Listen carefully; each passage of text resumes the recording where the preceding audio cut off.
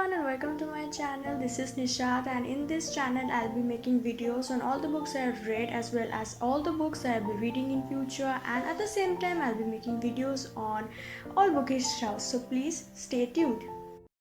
So in today's video you are watching the review of this book, The House That Spoke by Zuni Chopra.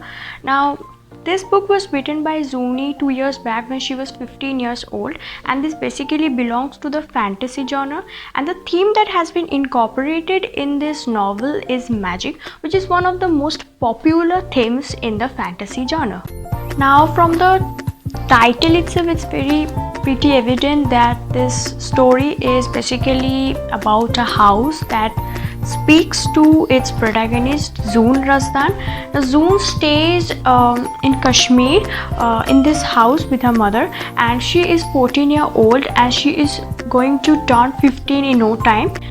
Now 14-year-old Zoon Razdan is witty, smart and deeply perspective, and this very house in which she stays, it is massive, magnificent and highly royal in its exterior as well as its interior. It's beautiful, it has all the aesthetic vibes, just like life thrums through its wooden walls. And Zoon always knew that there is something unusual about this house because she can actually talk to every object in this house, starting from the armchair, the portraits, the fireplace, the books and the bookshelves. So she is deeply rooted to this house. She loves them and they also love her. So there is a deep connection between them, and they reciprocate their feelings for each other. Now just before her 15th birthday, Zoon comes to know some grim dark secrets related to her house. She realizes that her ancestors were not normal people, rather they were very powerful, and they fought a malevolent dark force that used to reside in this very house. They were the very protectors who protected this house as well as the whole of Kashmir from this malevolent force, and they outstayed it. Not only that, her father died while fighting with this force. In fact, the house in which she stays, it has actually got his power from their ancestors only, and she for herself has also inherited all these powers from her ancestors. Now this very force has returned, and it is much more malevolent, much more dark, evil, and it is creating havoc and creating a mess in all of Kashmir. Now Zoon is that very guardian who has to fight with this force. Now how she would fight? Whether she would be assisted by her companions, whether she would have to fight with it alone, whether she would be able to defeat it or not, these are the questions that you would have to find by reading the book, because I don't want to give a spoiler. So that's it about the story.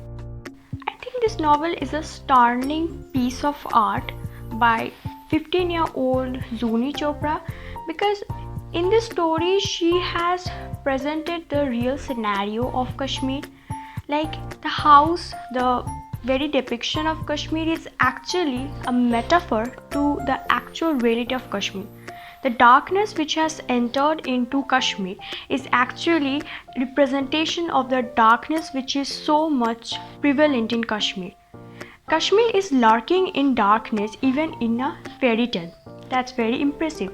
And I guess Zuni has presented a very strong theme by creating this very metaphor of a house which is inhabited by a malevolent force. So I guess it's like she should be revered for this. Another thing that I love about the book is the diction which she has used. She has used lofty words, and there's a proper tonality in this very book which I just love. There are proper musical cadences, you could say, and one would just love it in every way. There's a proper Indianness to this book, like the Kashmiri keva, the Kashmir valleys, local food. I think Kashmir is a perfect setting for this magical house. At the same time, Zuni has talked about all the seasons and how Kashmir looks so beautiful in every season, whether it's spring, winter, summer, doesn't matter.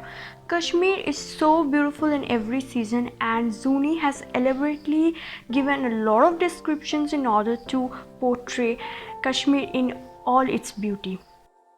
Now talking about magic, we find that the conversation between Zoon and the furnitures in the house, it's very warm-hearted and there is magic in it.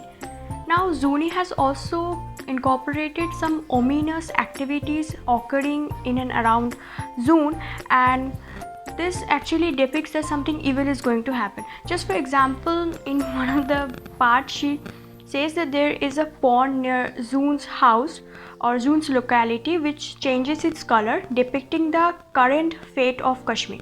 Now suddenly it changes its color to black, depicting that something evil is coming soon and going to pervade the whole scenario. So yeah, it's something that at the same time represents the very fairy tale concept and supernatural elements as well. So yeah, I think magic has been incorporated in a most beautiful and in a most brilliant way in this book. Now I personally love the book, even though I find that there could be much more because there is no suspense building up and it's like flat in its progression. But as far as a fairy tale is concerned, I think this is super and it's just like perfect for any reader out there. Like a beginner can also read this book because it's so good. So that's all for today. Guys. I hope you liked the video, and if you did, please give a thumbs up, subscribe to my channel and hit the notification bell so whenever I am uploading a video you get notified. Till then, stay safe. Bye bye.